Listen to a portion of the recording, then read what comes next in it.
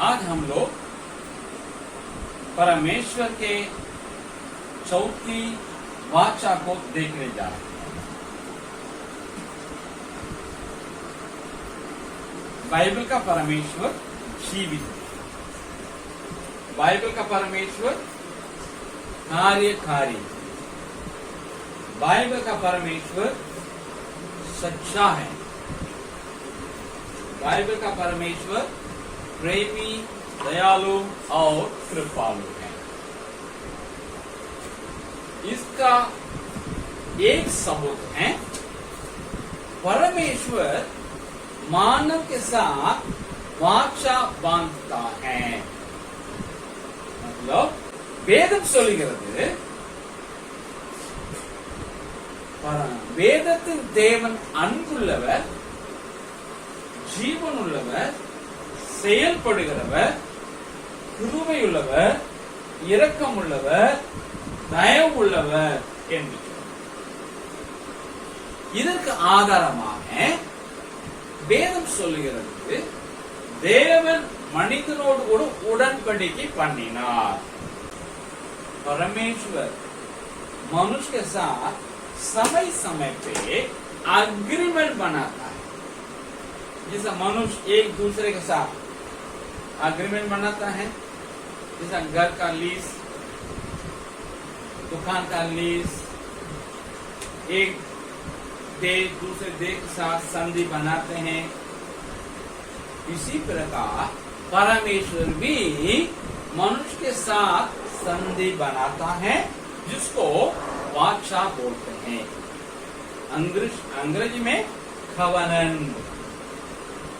Agreement ठीक है, contract भी बोलेंगे, लेकिन कवनेंट जो शब्द है वो ईश्वरीय संधि को दर्शाता है। ईश्वरीय अग्रीमेंट जो मनुष्य के साथ होता है उसके यूं ही अग्रीमेंट नहीं बोला जाता है, या उसका कॉन्ट्रैक्ट नहीं बोला जाता है, लेकिन उसको कवनेंट बोलते हैं। அதாவது மனிதர்கள் எப்படி தங்களுக்குள்ளே ஒப்பந்தம் பண்ணிக் கொள்கிறார்களோ, ஒரு வீடு எடுக்கும்போது ஒரு ஒப்பந்தம் பண்ணுவாங்க வீட்டுக்காரங்களும் அந்த வாடகைக்காரங்களும், அல்லது ஒரு கடை எடுக்கும் போது கடை ஓனருக்கும் கடையை வாடகைக்கு எடுக்கிறதுக்கு இடையில ஒப்பந்தம் நடக்கும், கம்பெனிகளுக்கு இடையில ஒப்பந்தம் நடக்கும், தேசங்களுக்கு இடையில ஒப்பந்தம் நடக்கும். அதே மாதிரி மனிதனோடு கூட தேவனும் ஒப்பந்தம் பண்ணுகிறார். இந்த ஒப்பந்தத்தை ஒப்பந்தம் என்று சொல்லாதபடி, ஏனென்றால் ஆண்டவர் இதில் இன்வால்வ் ஆகி இருக்கிறபடியினால இதை உடன்படிக்கை என்று சொல்லப்படுகிறது वेद।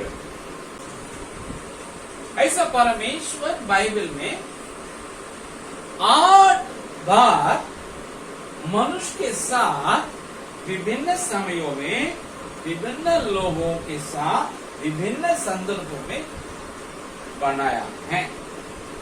उसी का हम लोग अभी तक 3 देख चुके हैं और 5 अभी देखना है।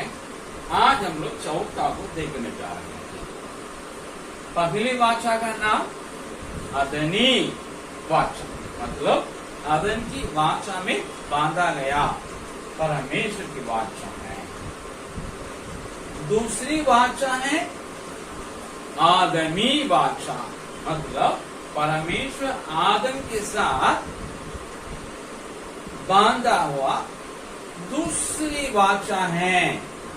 पहली वाचा वो भी आदम के साथ बांधा गया अदन वाटिका में, लेकिन वो रद्द हुआ आदम के पाप के कारण।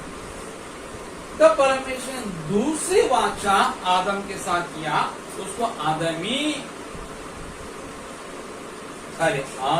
वाचा बोलते हैं। हिंदी में थोड़ा शब्द नहीं है, इंग्लिश में है वर्ड, लेकिन हिंदी में ऐसा शब्द नहीं, हमको बनाना पड़ता है। सो तीसरी वाचा परमेश्वर पहले युग को जल प्रलय के द्वारा उन लोग के पाप के कारण नष्ट कराने के बाद नूह और उनके परिवार के लोग और उस समय की सारे जीव जंतुओं पक्षियों सबके साथ आने वाले पीढ़ियों के लिए प्रतिनिधि बना करके वाचा बांधा। और तीसरी वाचा थी उसको नूह के साथ किया गया, इसे नूही वाचा बोलते हैं। ये तीनों आम वाचाएं थी, मतलब इसमें सारे मानव जाति सम्मिलित हैं, सारे जीव जंतु सम्मिलित हैं, सारे पक्षियां सम्मिलित हैं, सारे मछली जगत भी सम्मिलित हैं। அப்படி தேவன் மனிதனோடு கூட பண்ணின உடன்படிக்கை எப்படி என்று வேதம் சொல்லுகிறது. வெவ்வேறு காலகட்டங்களிலே, வெவ்வேறு சூழ்நிலைகளிலே, வெவ்வேறு மக்களோடு கூட அல்லது தனி மனிதனோடு கூட தேவன் உடன்படிக்கை பண்ணினார். அதுல முதல் 3 உடன்படிக்கை ஒரு பொதுவான உடன்படிக்கை என்று சொல்லப்படுகிறது. ஏனென்றால் அதை ஆண்டவர் முழு மனித குலத்தோடு கூட பண்ணினார். முதலாவது உடன்படிக்கை ஏதேன் தோட்டத்து உடன்படிக்கை. ஏனென்றால் அந்த உடன்படிக்கை ஆண்டவர் ஏதேன் தோட்டத்துல ஆதாமோடு கூட பண்ணினார். பாவம் செய்தபடினா அது ரத்தாகிவிட்டது. அப்பொழுது ஆண்டவர் அதே ஆதாமோடு கூட பண்ணின இரண்டாவது உடன்படிக்கை. ஆகையால் அதை ஆதாமின் உடன்படிக்கை என்று சொல்லப்படுகிறது. அதுக்கப்புறமா அவனுடைய சந்ததி பெருகி பாவம் பெருகி ஆண்டவர் தாங்க முடியாமல் அழித்த பொழுது ஒரு 8 பேரை காப்பாற்றினார் நோவாவின் குடும்பத்தை. அந்த குடும்பத்தோடு கூட அந்த நேரத்தில் இருந்த ஜீவ ஜந்துகளோடும் பறவைகளோடும் ஆண்டவர் உடன்படிக்கை பண்ணினார். அந்த உடன்படிக்கை நோவாவின் உடன்படிக்கை என்று சொல்லப்படுகிறது. சோ அந்த நோவாவின் குடும்பமும் அந்த நேரத்தில் இருந்த ஜீவ ஜந்துகளும் பின்வரும் மனித குலத்துக்கும் ஜீவ ஜந்துகளுக்கும் அடையாளமாக அல்லது பிரதிநிதியாக இருந்து செய்தது. இந்த மூன்றுமே முழு மனித குலத்தோடு கூட பண்ணினபடினா அது பொதுவான அல்லது உலகளாவிய உடன்படிக்கை என்று சொல்லப்படுகிறது. लेकिन चौथा, पांचवा, छठा, सातवां और आठवां इन सारे जो वाचाएं हैं ये आम वाचा नहीं है. सारे मानव जाति का साथ परमेश्वर बांधा नहीं था. जिस मानव जाति के साथ बांधा था पिछले वाचाओं को, उस मानव जाति से किसी को, कुछ लोगों को चुन करके किसी देश को चुन करके उनके साथ वाचा बांधा, इसलिए वो खास वाचा हो गया है. इसको बोलते हैं ஈஷ்டாந்திரிக் வாச்சா. அதுக்கப்புறமா 5 உடன்படிக்கைகளை தேவன் பண்ணினார்.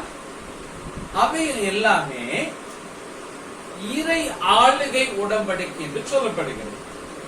ஏனென்றால் ஆண்ட முழு மனித குலத்தோடு கூட பண்ணாம முந்தின உடன்படிக்கை பண்ணினாலே மனித குலத்தோடு கூட அது சிலரை அல்லது ஒரு தேசத்தை செலக்ட் பண்ணி அவங்களோடு கூட பண்ணினார். ஆக என்னெல்லாம் 5வது 6வது 4வது 5வது 6வது 7வது 8வது உடன்படிக்கை எல்லாமே இறை ஆளுகை உடன்படிக்கை என்று சொல்லப்படுகிறது. இப்போ அதை நாம் பார்க்கலாம். अब इसका पृष्ठभूमि हम बताएंगे.